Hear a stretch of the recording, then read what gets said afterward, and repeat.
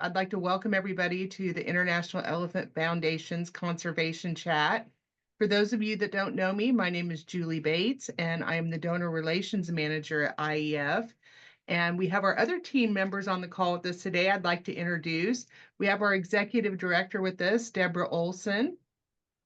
And we also have Chase Ledoux, who is our Special Projects Manager on the line with us, and our Assistant Director of Conservation, Sarah Conley.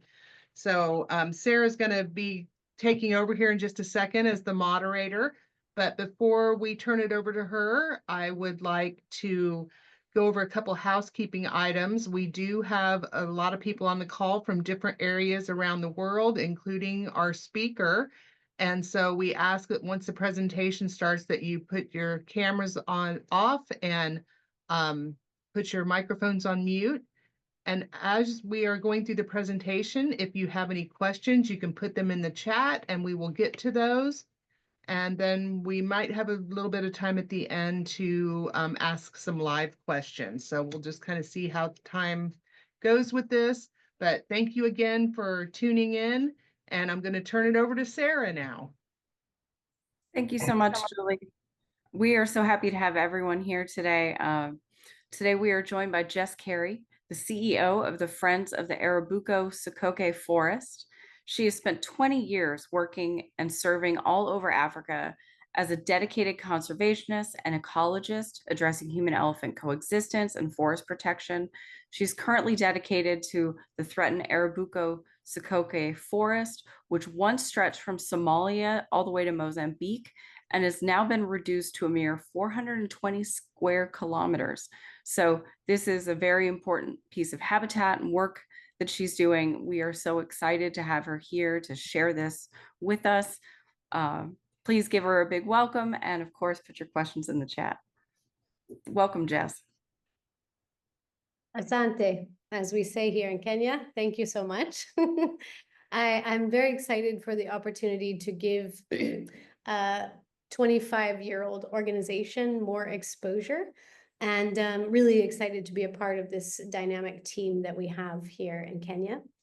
I wanted to let me go ahead and screen share and give you guys the story of also how I got involved with Arabuko-Sokoke Forest. So let me start here. Can everybody see? Yes, perfect.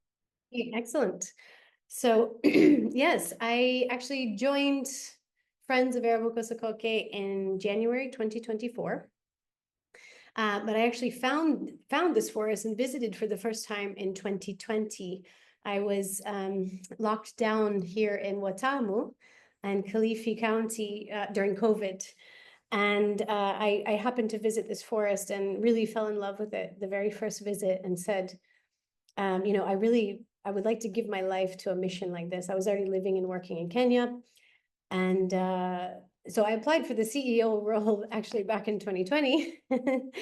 And it had just been taken. So I still tried to write a couple grants for the forest and just was very, very passionate about protecting this global hotspot. So just to kind of start off, I'd like to share with you a little bit more about why is this forest so important. And I'm pretty sure, maybe Sarah, you can confirm, you can't see my Zoom video on my screen, right? You can only see what's here. Correct. Okay. Okay, because that was distracting. Okay, so just to share a little bit more about this forest, it used to stretch from 5 different countries along the coast of Kenya. And so we were Friends of Arabuko-Sokoke Forest was founded in 1999, dedicated to the conservation of Arabuko-Sokoke Forest with community-centered action. So we really feel that conservation thrives when local people are a part of that solution. And so to give you some more context into where we are in Kenya, let me show you this map. And so this gives you a little bit of a zoomed out section. And so we're part of a UNESCO Man and Biosphere Reserve. So it's called the Malindi Watamu Arabuko-Sokoke UNESCO Forest Reserve. So we have quite an interesting ecosystem here of the Indian Ocean and the very first ever national park in Kenya, which is the Watamu Marine Park. was in 1968 was established. And so even if you look here on this map, there's some pieces of our forest, Arabuko-Sokoke, which are also mangrove. So they lie on the Mita Creek, which is also a reserve, a nature reserve. And so telling you, just let me give you a little overview of some of our programs. We have 4 main areas of focus. And so one is obviously conserving the biodiversity within the forest, which we protect and monitor endangered and endemic species. We also collect indigenous and threatened and endangered tree species from the forest seeds to ensure the regeneration and cultivation and continuation of those forests. And so we're actually working around a 5-kilometer and beyond border to try to reforest those areas with indigenous trees with the local communities. And so we distribute those trees for free through our partners, Botanical Gardens Conservation International. So we've been working with them for over 3 years. And here's a little sneak peek into some of our exciting species that we have in the forest. 3 of these pictures of which came from a camera trap study that was funded by our board director, Andy Thomas. And so this top right picture here is called the adder's duiker, an endangered species found in the forest here. The bottom right is the golden-rumped elephant shrew, or the sangi. And bottom left is the bushy-tailed mongoose. And this picture of the elephants didn't come from our camera traps, but it is a common occurrence at the Arabuko swamp to see herds of up to 50, 60, and even 100 elephants at a time. Absolutely amazing. I was there last night with Elephant Crisis Fund, and yeah, there was probably around 40, 50 elephants altogether there drinking. So during the dry season, they can be seen daily. And here's some other species that we have over here in Aardvark, the caracal, a forest pig. But it's just an absolute beautiful place where some of the species, even, for example, the Sokoke scope owl, is found only in Kenya and in Tanzania. So currently, our organization is working together with Kenya Wildlife Service to develop a recovery plan that is government-backed to try to regenerate this very endangered owl. It's one of the smallest owls in the world, actually. And so, basically, biodiversity conservation and working together with communities is all about species monitoring, collecting seeds. And our second largest core program is among our 32 employees, we have employed a team of 24 trained community scouts that also come from a 5-kilometer border around this forest to do daily patrols, daily data collection using SMART, as well as, unfortunately, arresting suspects for illegal logging and poaching. So I just wanted to share some of these statistics with you and emphasize, for a little under $200 a month, each of our community scouts risk their life on a daily basis. Just 1 month ago now, we had one of our young scouts injured by a machete in the forest from armed poachers that we were in pursuit of them. Luckily, we did arrest them. But at the same time, the bail for somebody here in Kenya, cutting somebody with a machete is only about $300. So these rampant illegal activities happening within Arabuko-Sokoke, even though it's protected and legally managed by Kenya Forest Service, who is our official partner, we still experience daily forest distractions, charcoal kilns being built in the forest. So since just 2008, since we started collecting SMART data on a daily basis, we have 274 arrests. And these are just as of last 2024. So these are a bit behind now. 5923 polls collected. And these are just the confiscated ones that we actually take to court as part of this process of following the prosecution through to the end. And then 329 charcoal kilns have been destroyed. So communities actually go inside the forest and build these kilns, so it's much easier to take out the resource, which is the charcoal, still being used, unfortunately, on a daily basis by the majority of Kenyan population, is still cooking with firewood and charcoal. So we find poles for building and charcoal kilns to be two of the biggest reasons why communities are breaking the law, is that they need to eat and they want to build their houses, right? And unfortunately, most of their farms have already been deforested for those same reasons. And we've removed over 20,000 snares and traps. And when you're in Arabuko-Sokoke Forest and you're snaring small mammals, you're normally taking an endangered species for your lunch. So it's quite devastating. But at the same time, this is one of our greatest achievements each week, is just removing these snares.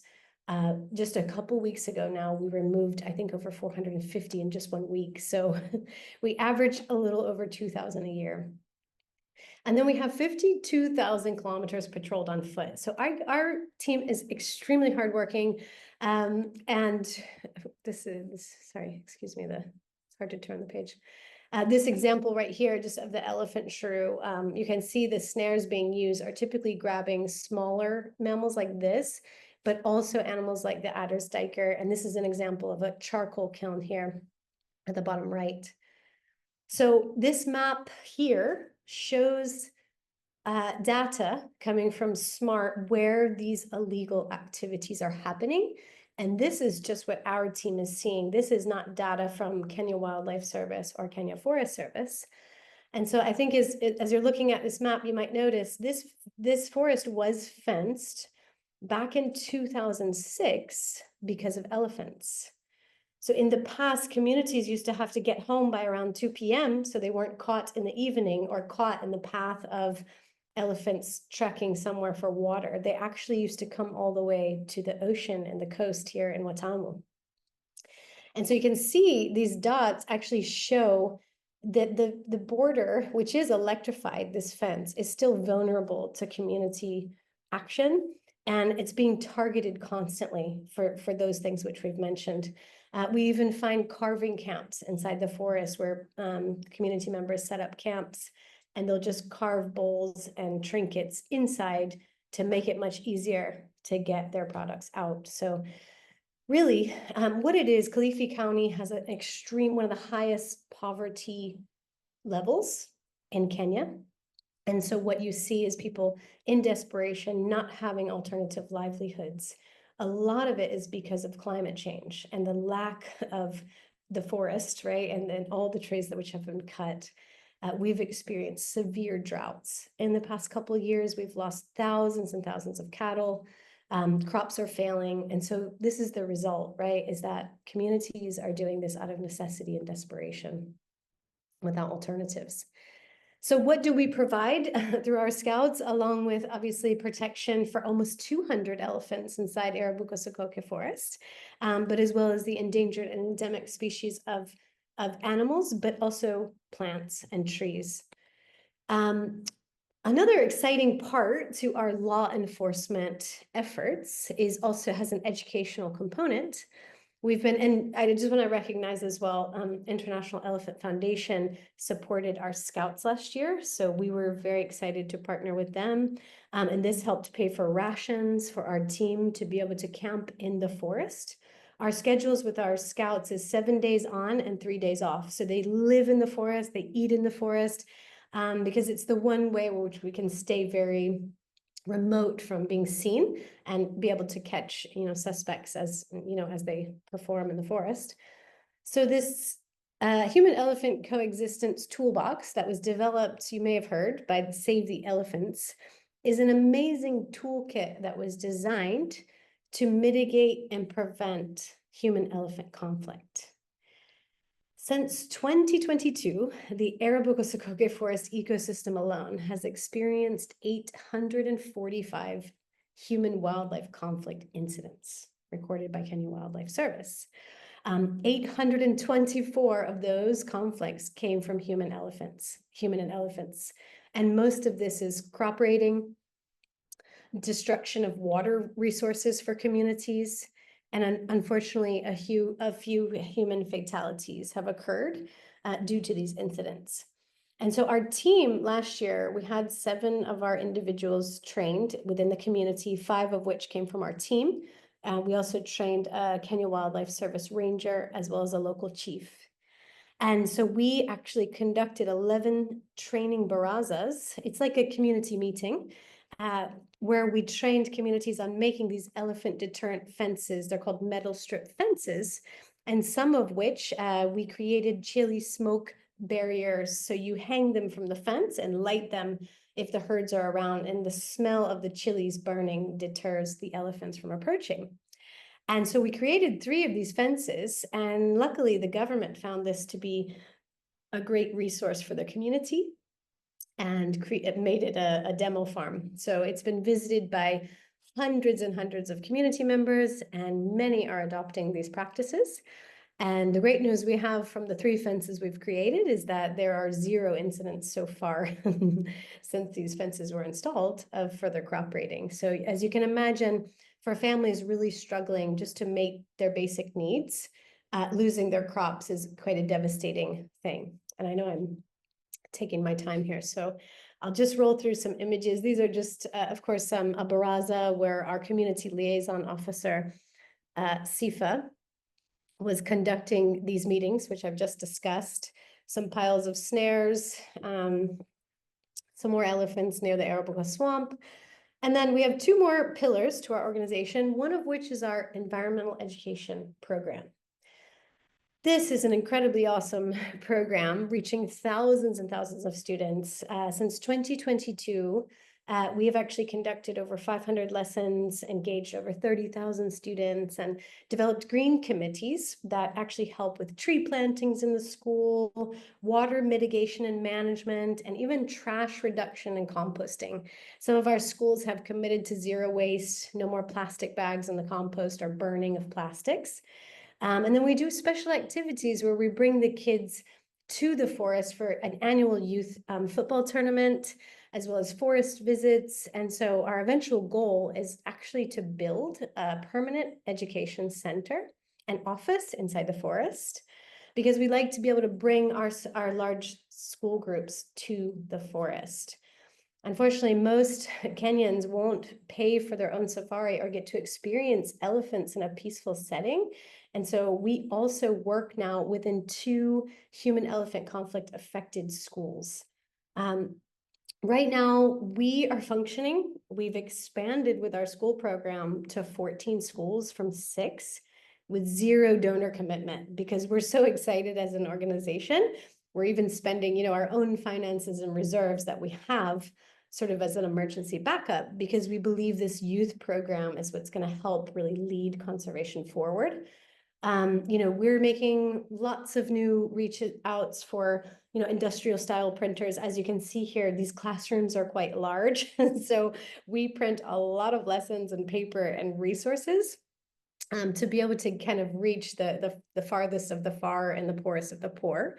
And even now we're working in 2 special needs schools. So very exciting times working with the kids. They're a lot of fun, and we have 2 great education officers on our team. And lastly, but not least, we work with communities. And so we've worked again with the community for 25 years, because conservation doesn't work without those living nearby. So our team is led by 99% of our team is obviously from Kenya and from the community. So I am the only non-Kenyan, even though I'm a permanent resident now. And what we do is we employ community on our team. So this middle picture here is Lee.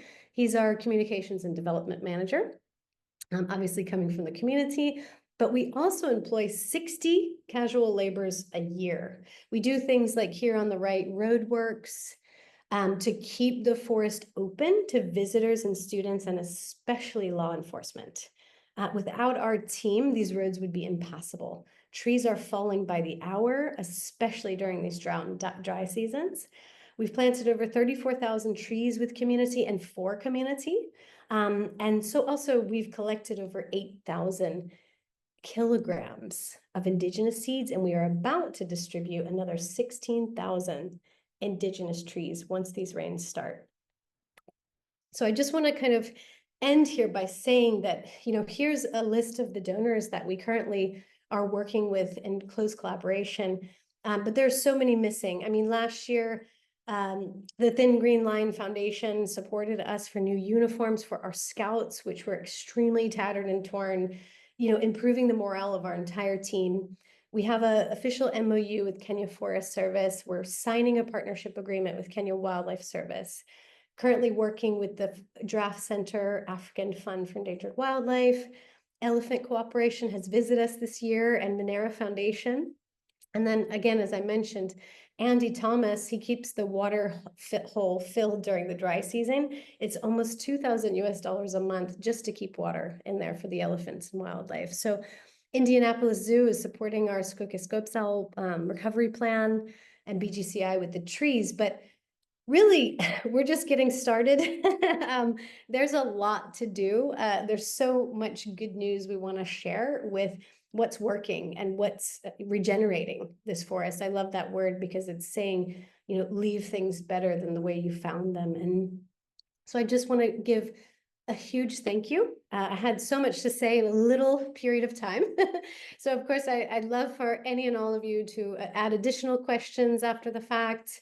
I really want to thank Sarah, especially from IEF, and also Deb. They've given us a beautiful letter of recommendation from our previous work, but also Sarah was a constant resource last year for me and friends, and even giving us exposure into the symposium, which we really enjoyed, because we would like to have more US partners. I'm obviously from the US, but I rarely make it home because of the work we do. So I just want to say hello to all of you there, and thank you so much for listening in. And I will be so happy to provide any additional information. And if you can, join our membership and join our newsletter from the website, and that'll keep you updated monthly of all of our impacts. Thank you so much. Thank you, Jess. That was so sweet and wonderful. I know everyone is excited to learn more. We already have questions coming in, and I have people messaging me directly. So why don't we start with, you said Okay. you're not originally from Kenya. How did you become a conservationist? What brought you to Kenya? Oh my gosh, that is a great question. Thank you. Apparently, according to my mom, by the age of 2, I was asking, can I go to Africa? So I had this sort of dream in my heart that I didn't belong. My home was here in Africa, and that is true. So when I was 20 years old, I actually flew to Uganda to volunteer at an orphanage. And so I went every year for 2 months by myself, eventually rented land there. My goal was to start a children's trade center because I saw orphanages. I was interested in Peace Corps. I was interested in all these things, but when I would research the case studies, I said, we're applying Mzungu, so I'm going to say white person principles, to cultures that don't even have power. How can the solution fit the problem? You can't give a tractor to a Maasai because when it runs out of gas, it becomes the community bench and they don't farm, So I started really digging. I studied political ecology. So it's how people and the environment work together and how all those politics, affect and the outside, we making decisions from our desk. How does that affect the people on the ground? So I went into this learning about the issues with orphanages and tried to kind of start my own thing. I found fundraising to be very challenging. So I went again to Africa, 6 years, and then I got a very terrible tick-borne illness from Uganda, and it took me down for a while. And then Witten and Roy Partnership, an amazing consulting firm that works in 49 countries, called me in 2014. And they said, Jess, we need you in Mali. We know your background, and there's Ebola and war. And I said, I'm going. So I went, and we actually kickstarted a UNICEF toilet project from ground that has now sold millions of toilets. And so it's just such a cool thing. So I consulted with Witten and Roy for 10 years.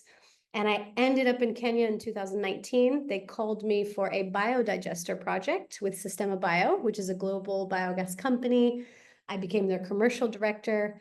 But then again, when I was locked down in Watamu, the company didn't want to expand to the coast. And I said, okay, I'm staying, because I met the forest. And I said, this is a place where people need biogas and they need solutions, because the climate, this is such a fragile ecosystem and such a fragile community. And so I felt really, really compelled to take the challenging route, I will say, on this side of the country. Yeah, so I would say conservation for me, maybe it was in my bones. You know, I've always loved animals. But really, I realized you cannot just be interested in animals. If you really love a species, you have to learn the people, you know, responsible for their future and be integrated in that. And that is the challenging part, right, of conservation. And it's really about learning and listening before you try to give those solutions.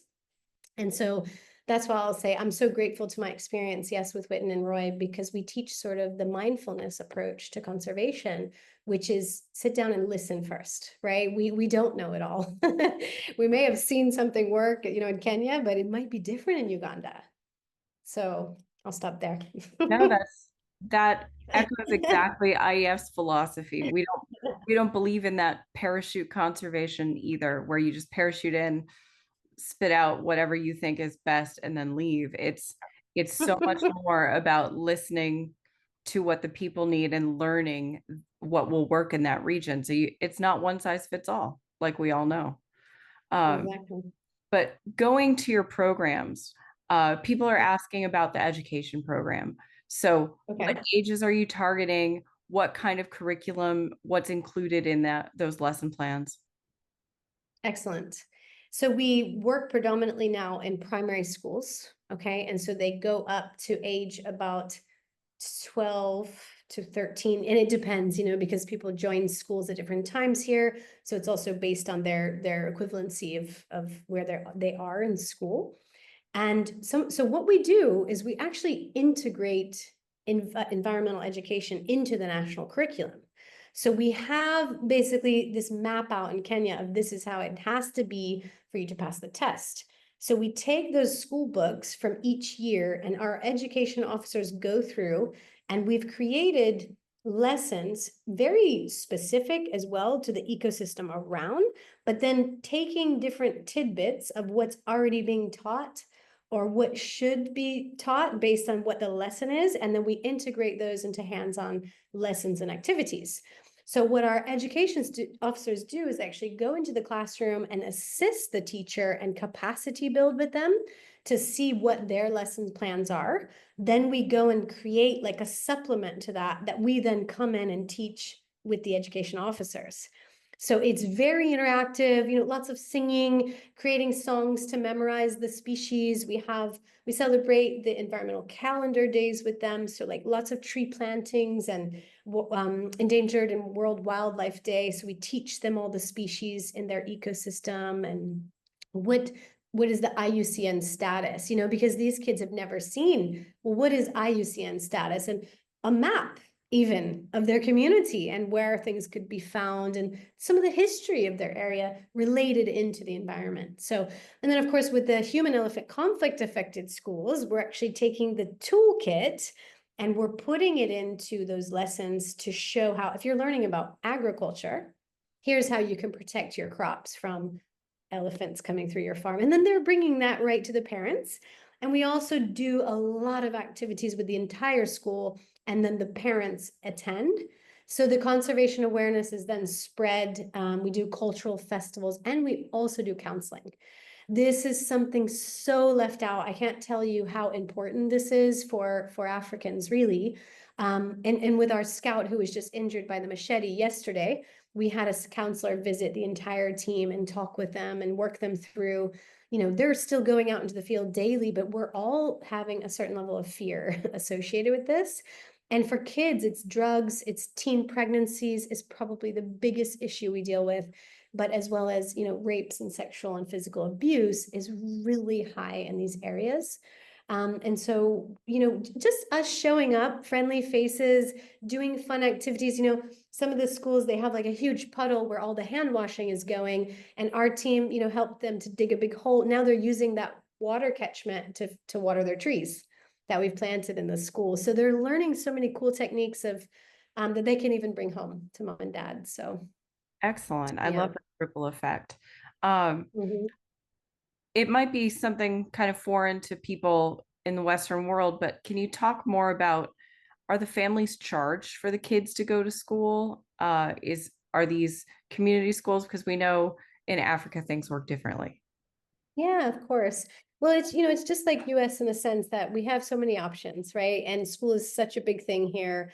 There are government schools, which we work in. And then sometimes those government schools have like donors or partners like us. And unfortunately, we are unable to help build a facility and infrastructure at schools. We don't have the budget. We can't pay for our lessons right now with a donor partner. So when they ask us for a borehole and they ask us for bathrooms, some of those things we're really passionate about helping with. We'll try to do a small fundraiser or something to get the funds or contribute. But unfortunately, the need is much higher than what we can meet. But then there are many, most of the schools charge. And most of them also and all charge for uniforms, they charge for books, things that we don't have to pay for as Americans in the public, primary school system. Sometimes lunches are provided depending on your status as a family. Now, these schools in the HEC affected regions are taking their water on their head from home to cook at school, even cooking for the teachers with that water. That's how desolate this is. And they're walking very far because as there's schools everywhere, but as you grow, your school is a different school. So you have to go to a different location. So there are, I would just say, very many.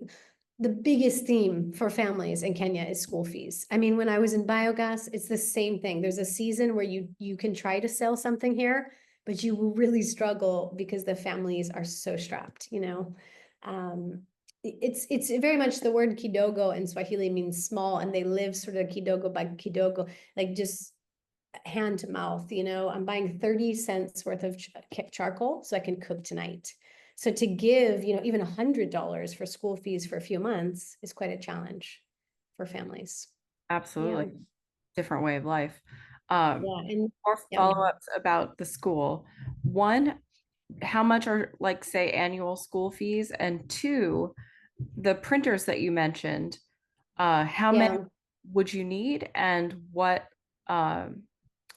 is an cost estimate on those? Yeah. So the first question was about annual school fees, and I can give you a very interesting range, but it could go obviously for free from a government school, and then up as high as for like a private nature school here. If you really wanted to send your kid, you could pay $6,000 US a term. But I would say the general school fee per child in a primary school, I believe would run from about 30,000 to 60,000 shillings, which is $300 to $600. And that would probably be for the whole year. So they would break it up into the terms and you would pay maybe 20, 20, 20, right?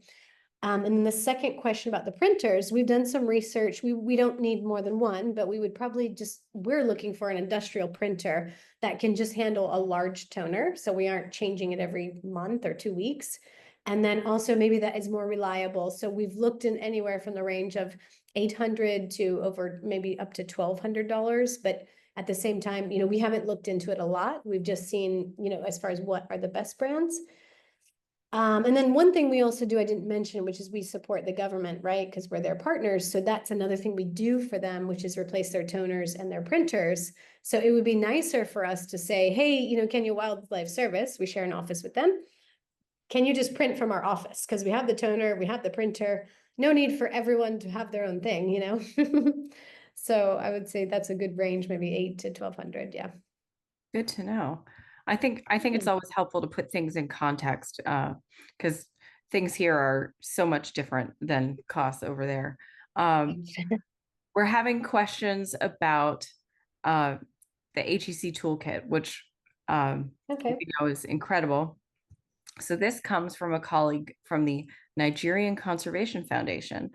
Thank you for the great presentation. I would like to ask about how long you have been using the elephant conflict mitigation toolkits. Any success stories from the support zone, community farmers, etc.? Yes, excellent. So we started using this in 2022 is when we first started using and distributing, and we had our first couple team members trained. Is before I joined. But then we also did the bigger training last year with the 7, and currently have a couple applications out for training up to 20 people with sort of women-led structure. So more women and more chiefs. So I really want to send the community there. And then it's called a train the trainer. So they actually, those people go to train inside the community.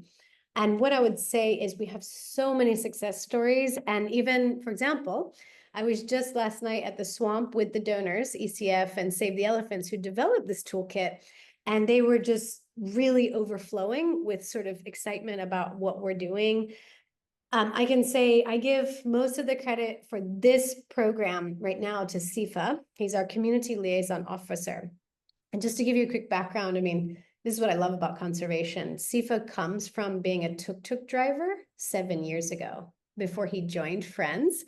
Now he is our best photographer, our best report writer, and he is on the ground with communities saving their crops. I mean, I can't think of a cooler transition, for someone who was before working for, 50, 100 shillings, which is 50 cents, per drive around town. And so what our success stories have been, the elephant deterrent fences have a 0 recurrence rate of crop raiding.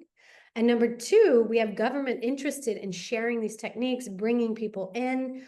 Another success we've had, which was very exciting, is this attitudinal shift of the communities towards organizations like ourselves, as well as KWS, Kenya Wildlife Service. In the past, when they would show up to meetings, the community was quite hostile and even aggressive because their crops have been taken. They blame the government. They want to kill the elephants. That's what they want, and that's what they do. So if we can get there in time to speak with these individuals and try to glean insight through, if we can do these measures, you can prevent damage to your farms, but communities want payback. So what we did last year is we filled out 324, exactly the number of incidents, compensation forms through the government. Now, this doesn't necessarily guarantee compensation, but it's one step forward in the right direction. Of especially changing communities' attitudes, showing them that there's someone listening and there's someone there to support. And so I would say those are some great forward ways. And then, of course, when we reached 500 community members. So that knowledge is now being spread, pole pole, as we say, slowly through these communities.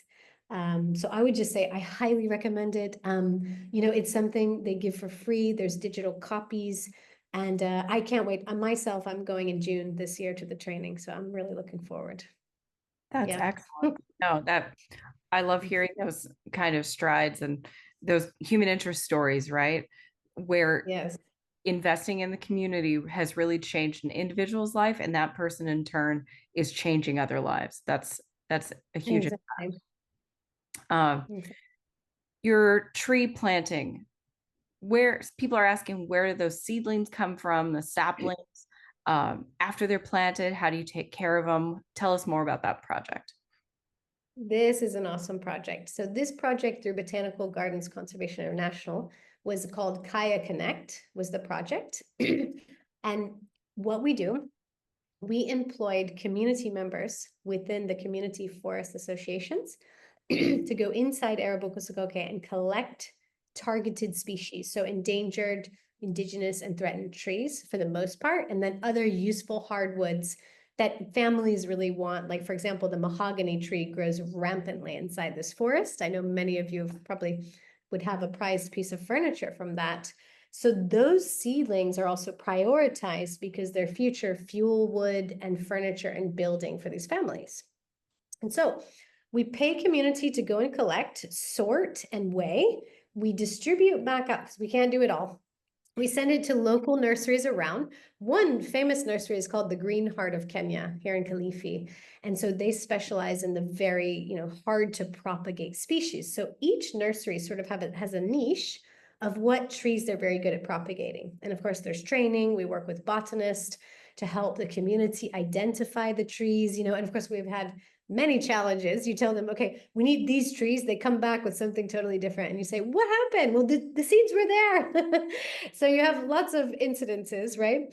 But we send these seeds out, they're propagated. And then once they're grown into seedlings, and then once the rainy season hits, which we hope is coming very soon, then those trees are redistributed back to us. Our team on the ground, our community liaison officer, our education officers, everybody's pitching in. We have one next week. We have a seed collections from all of our community, and then we have monitoring and evaluation. So our team's going back this next week to see what is the survival rate of the trees that were planted last year, April. We went in November, we found a 60% survival rate. Because this year we said, no more distributions during dry season, no more trees without goat protection or water on site. So we made requirements that made sure we were picking the right farmers who were not just going to take those right and resell. So we even GPS select and point back where each tree is planted for this M&E. And now, last but not least, we have a small carbon element through this project where they're onboarding our farmers for potential carbon benefits. So it's really awesome program. And luckily, we've just been funded for the next 2 years to still continue with these seed collections. So it's something we're all very excited about. And the next step for this is starting to catalog that indigenous seed knowledge and tree knowledge, and then bring that even to the schools in a documented form and with our botanists. So that's our next step plan. Excellent. I love that whole of ecosystem approach. Yeah. So tell us more about the Scouts. How many are you guys working with? What kind of equipment do they use? Things like that. I know you said they're 7 days on, 3 days off, but tell us more about what they do and how many of them there are. Okay, great. Yeah, so there are 24 Scouts. We have 2 drivers. We have a fleet of 3 vehicles, but one specific vehicle, which was donated by the African Fund for Endangered Wildlife, is a D-Max, which is used for our patrols. So it's like a long bed vehicle with benches, because we have 7 teams and 3 teams on minimum at any given time, right? So that would be 9 people minimum inside the forest patrolling, but usually up to 4. The equipment and things that they use is quite basic. We do offer them rations because they're in for long. So their rations consist of like ugali, which is the staple food here. And it's basically corn flour and almost looks like mashed potatoes on the plate, but it's just a very firm staple food. We call it, cold power, right? It's just pure power. And then basics. So they get fresh veggies right when their shifts start. They'll get their tomatoes and their fresh stuff, because there are a ton of baboons and Sykes monkeys in the forest. So they're rather pesky. We have to keep all the food under lock and key in metal boxes. And so basically intense. So we have a permanent camp that is near the base. There are 3 forest stations inside Arabuko. Ours is called the Gede Forest Station. So we have some larger sort of safari style tents and like a mini camp setup.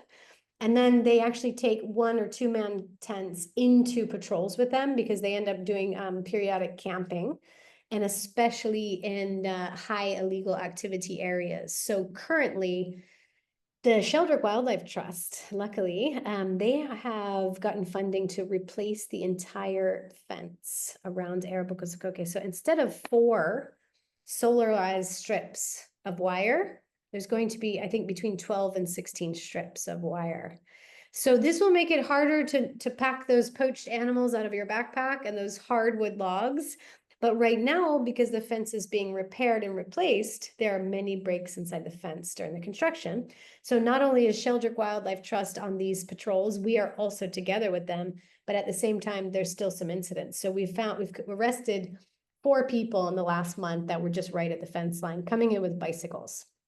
So the Scouts, they live a very basic life.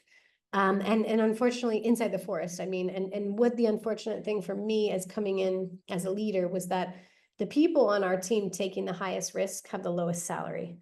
So I just got a board approval without funding backing, but if we do get the funding this year, that every person on the team would get a raise.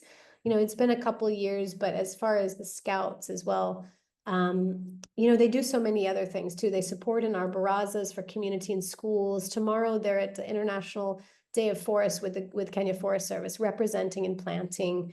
They do the HEC work and training. We go and No, unfortunately, one of our roles as well with scouts and government is to harvest ivory from deceased elephants who are sick. You know, you can't really leave a sick elephant in the community with ivory because you're going to have so many issues. So this is some of the other stuff we do that's more kind of underground that doesn't get seen. And you know, unfortunately, we don't share our scouts even identities on social media, only with donors, because it puts them at a high risk with their communities. So there are people who live with, I would just say, the least amount of recognition, the least pay. But to me, you know, they're such a core, essential part of our team, and really just young guys, you know, very young, most ranging, you know, under 26 years old.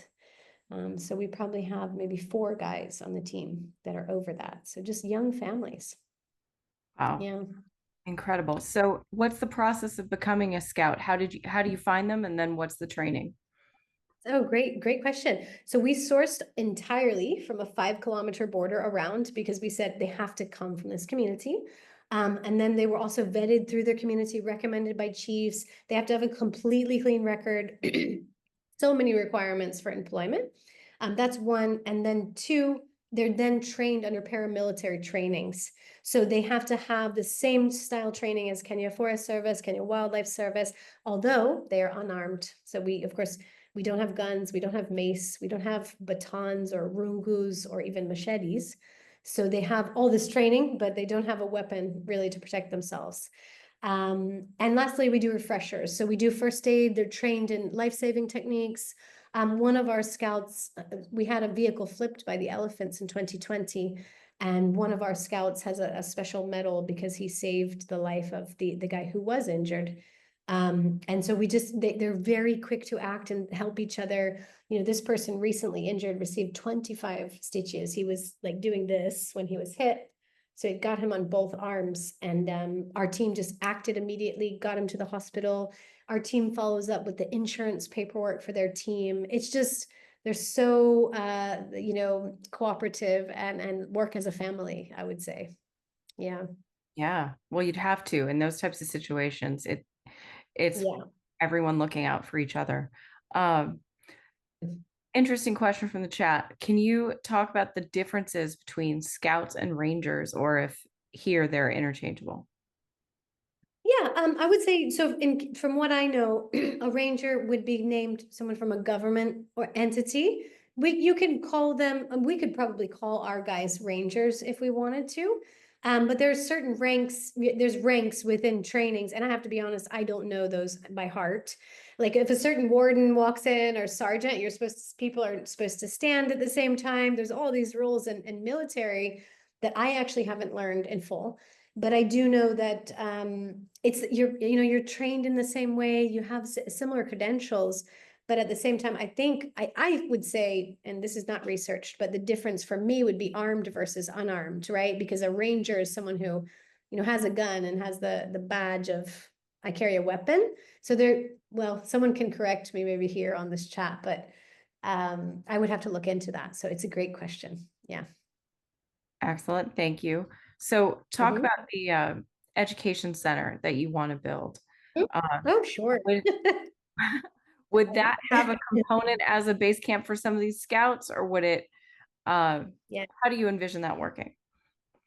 Amazing. Yeah. So, you know, I hope you'll visit as well, Sarah, sometime, or anyone from IEF is always welcome. I think you guys are coming later this year. I'm always looking at your your travels. But yeah, we don't have a place. When you go in Arabuko now, we've just built out actually for the community a small biogas restaurant to promote clean cooking and really have a nice place to eat when you come in. Because most people leave the forest because there's no food or drink. So they get hungry and they go, what do we do? So we wanted to keep people there longer. And the Education Center is going to serve, I hope, as a UNESCO Biosphere Reserve education wall. So you'll get to see like the entire ecosystem mapped out. And then you'll get to see those species along the whole undulating line from, you know, sea turtles, which we have whale sharks, humpbacks, dolphins, all the way to mangrove creatures that have not probably been discovered yet, right? All the way to the forest. So and we'll do the trees, you know, the plant species as well as the animal and wildlife species. And of course, not to mention our birds and butterflies. We have over 284 butterflies just in Arabuko alone. And 6 of our birds are globally threatened inside the forest. So we have that, right? And alone, that serves as a place where kids and adults can come. If you've ever been to Nairobi Giraffe Center, it's a similar layout of just being able to see that. And then, of course, you'll have some sort of stadium or layout where people can do interactive lessons and learning. And it will serve as Friends' permanent office. Currently, we are getting free rent from Kenya Wildlife Service. I like to say that we change out wardens like we change out socks. It's a really challenging environment. It's partnering with government here. It's wonderful and it's challenging, but at the same time, it comes with, we may have donated those chairs, but we have to go and ask Kenya Wildlife Service if we can use the chairs that are ours that were donated, So it comes with all this sort of time that is spent working on something other than conservation, which I would just say is politics. So when we get our own office, we might be able to save a little time and work more in conservation, but also we're able to invite buses filled with kids where they finally have a place they can sit down. They can have a place they can be served juice and maybe watch a temporary water hole, get to do a walking tour of the forest where they can have our education officers on site. I really believe there are times when you should go to the people and there are other times when you have to bring them to you. And when you bring communities into a forest or a safari, I believe it's life-changing because most of their life is spent seeing the conflict side. It's not in that peaceful, we went for a sunset to watch the elephants, and really, I'll be honest, it's mostly us privileged expats or visitors or wealthy families here in Kenya that get to do that. And I'm so passionate about seeing that youth, saving up their money to go and saying, this is worth it. Like, this is better than buying a new pair of shoes. Like, I want to go there. And the great thing about Arabuko as well is for our elephant viewing, they can even be seen outside the forest for free. And we have another separate project we're pitching there to be able to set up elephant viewing platforms and a community training center with a local community member. So we have 2 building projects. I'm currently pitching to not only donors, but obviously our board. And I feel this is coming very close to fruition. We have already the designs and now we're at the costing phase and the business planning. So yeah, I believe before the end of this year, we'll have our plan in place and hopefully some commitments. Yeah. That's wonderful. And yes, we've learned that especially for people who only see the conflict, seeing elephants and wildlife in a safe but environment where they can marvel at them really makes a huge difference. So that's wonderful. Just some clarification. It's the scouts that you said make $200 a month, right? Not rangers? The scouts, yeah, the scouts on our team. Yeah. I think there was confusion about it in the chat. So overall, what do you want people to take away from knowing about this beautiful region in Kenya and what they can do? Oh, it's such a great thing to really think over. And I think everybody has a separate way of processing, challenges that are happening around the world and outside of them.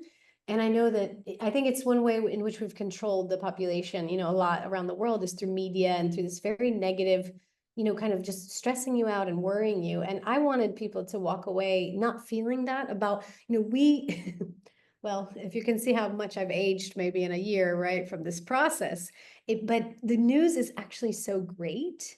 We don't really get to, in conservation, you don't always get to see your impact in the moment. And it's really, I just like to call it a marathon. So I would just say, my message is we spend money on very silly things and we spend money on necessities and wants and needs, but I think if you're someone who wants to have your money or your investments count in something, invest in yourself and your environment and your world.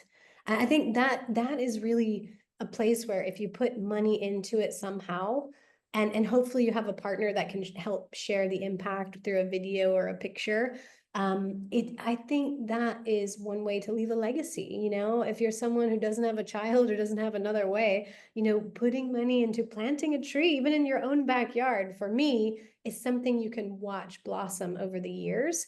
And that's one reason why, for me, I never wanted to give money to conservation organizations until I saw it firsthand or got involved, because I saw it as a place of extreme insecurity with funding. So I would just say, if you're someone who wants to give to an organization that is doing so much good and putting all the money into the community, you vet those organizations. And I would say I'm happy and proud to be involved with Friends, because I know that is who we are. And so it's a job I would volunteer for. I don't need to be paid for this. I've been, promoting the forest for many years, and I'll give you this last bit. I'm making, as a CEO here in Kenya, less than I made at 14 years old in the US working at a restaurant. And I am happier than I have ever been. And so I will just say, the message from money is, to me, it's all just sort of a fun game. And gamble on your environment, gamble on, what, I gave water to an elephant, this month. I mean, make it fun and make it your passion. And I would say that, to me, is a good way to live, having no regrets about leaving a legacy for the things that you love. Yeah. That's wonderful. That's absolutely perfect, because I think, you know, it's so easy to feel like you're not making an impact, and you really do. Um, you guys are making such an impact, and we are so happy to have you. Well, Let's, thank you. I can hear you, but I think we've lost your video. yeah. Oh, Oh, sorry for that. Yep. False alarm, but yes, I could hear you. And thank you so much again for having me, for all these great questions. I love them, and I've just been happy to meet the IEF team, and any small support makes a huge difference in Africa. I can say that. It really does. So thank you all again. I know some of you here on the call may have even given to IEF to support our project. So yeah, keep up the good work and what you're doing. thank you so much. We really appreciate you having this time with us. I know it's late there, so it's a big deal for us. Thank you. Julie, I'm gonna Thank you. throw it over to you. Yes, thank you so much, Jess. What a wonderful presentation. Thank you. I'd like to invite everybody on the call to turn your cameras on, and let's give Jess a big round of applause and thank her for this wonderful presentation. It was really great learning about all the things that you do. So thank you so much. We really appreciate it.